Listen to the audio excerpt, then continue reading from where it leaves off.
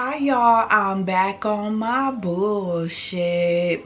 I seen Coming to America recently and I actually liked it. Okay, so the first Coming to America I didn't really care for like that. I only seen it like once or twice. It wasn't nothing that I thought was like super funny. I understand it's a classic. I understand people love it and all of that stuff. But I don't know. It was like, yeah, whatever. I still decided to watch the second one because, you know, everybody hyped it up. I don't really care for... Don't kill me. Don't kill me. I don't really care for Eddie Murphy movies like that. I haven't seen Boomerang though. I'm talking about like the Clumps, and I'm talking like the, you know, the Nutty Professor, and you know, this movie and the other movie where he talked to the animal, Dr. Dolittle. I don't really care for, I never really cared for his movies like that. I don't know what it is. Norbit, I don't know what it is. I never gravitate towards his movies like that. Anyways, the reason why I like Coming to America, I'm gonna give y'all 5 different reasons. I wrote it on my notes on my phone, and also bear with me too because I've been feeling a little bit under the weather. Anyways, so the one reason why I liked it was because it tackled sexism. This is a spoiler alert, so if you have not seen the movie, you should watch it and then come back. Everybody at the motherfucking dressing room, please. And watch this and tell me if you agree or not. But it tackles sexism in their country. I forget the country or whatever, but wherever they were, whatever kingdom they ruled or whatever, women weren't allowed to have certain things. The woman that the son ended up falling in love with couldn't own her own beauty shop.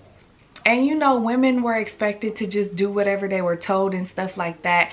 They were expected to bow down to their men. So yeah, I like how, you know, like the son wasn't going for that crap, and the wife put Eddie Murphy out when they got into an argument. He had to still sleep somewhere else. She was not having it. And and the daughter, like the daughter, they were making it a big deal, like saying that the daughter couldn't rule after Eddie Murphy died and stuff like that because she's a woman, and she had trained for that all her life, and she was prepared for that when the time came, and because she's a woman, she wasn't respected. So I just like how all of that was like dealt with in a positive way. They started, yeah, I just like how it was dealt with in a positive way. He ended up saying that, you know, when I die, you can be queen. The other lady is gonna go back to New York with the son and try to start her business. So I just like how the storyline tackled that. Number 2, I like how the baby mamas didn't fight. Of course, it was some tension and some friction at first because, like, who the fuck are you interrupting my life? But they didn't fight. They ended up becoming friends, and that was just so refreshing to see, because I think a lot of the time women get turned against each other for men, and they don't know how to co-parent or get along for the sake of getting along. Like, it's always some type of baby mama drama between the 2 women, and I just love to see how like that didn't happen in this story. They actually became friends. Number 3, I think I like the fact that the issues got resolved quickly in this movie. Okay, a lot of stuff in this movie was predictable. Like, I knew like the son was gonna overhear something. I knew that the son was gonna fall in love with old girl. I knew that what's his name, Wesley Snipes, was gonna try it. You know what I'm saying? A lot of stuff in that movie was predictable. We all knew the daddy was gonna die. The nigga rest in peace. You know what I mean? But the issues got solved in a way that I didn't think that they would be resolved. Like, I thought the son and the oldest daughter were gonna like clash more, and I thought the little daughters were gonna like try to make his life miserable. You know, like, that didn't happen. They resolved that issue fast.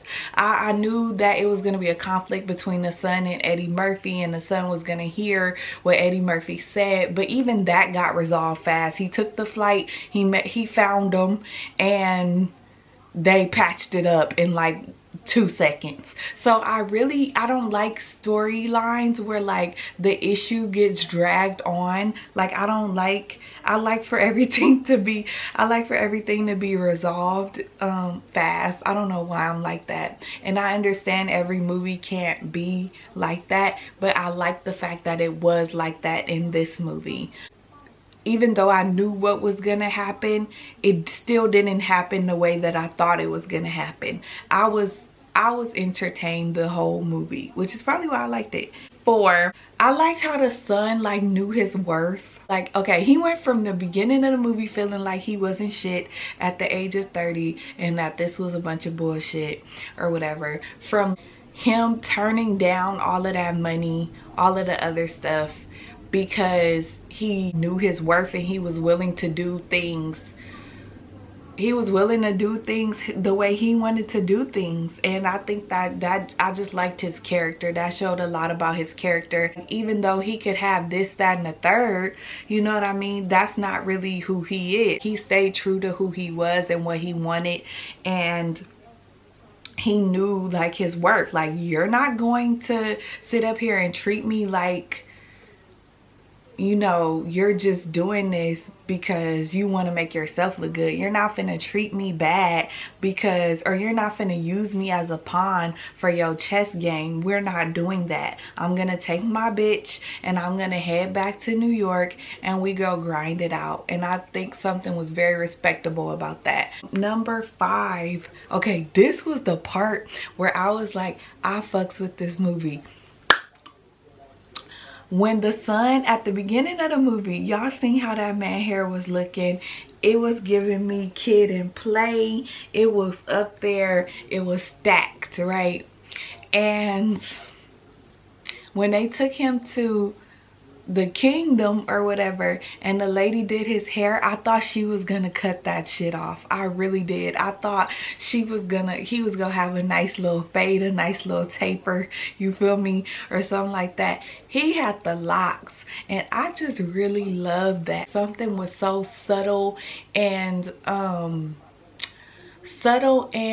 but very particular and strategic and planned about that. I thought it was beautiful because they were embracing his natural hair. Besides that little rat tail shit, I don't know what the fuck that was about. Mice? Mice? I thought she had rats. No, man, rats are outside, mice are inside. Yo, but what if a mouse goes outside? Does it become a rat? And if a rat is in the house, is it a mouse? I ain't never seen no mouse outside, though. That's what I'm saying. That's because it's a rat, fool. Hey. They kept him intact with his roots.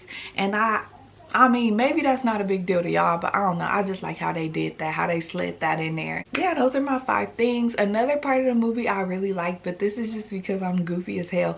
I like when the dad died. I know that don't sound right, because it's like, what do you mean? You like when the dad died? What? But it was just so funny to me. And I don't know if it's because I was under the influence when I was watching it or what, but when he died, he was like, okay, I'm gonna die now. And then the nigga died. He was like, got a blast. Anyway, do I think they could have kept it? They could have kept it. They really could have kept it, but they didn't keep it. And you know what? I'm not mad at that either. Thank y'all for watching. I appreciate y'all so much and got a blast.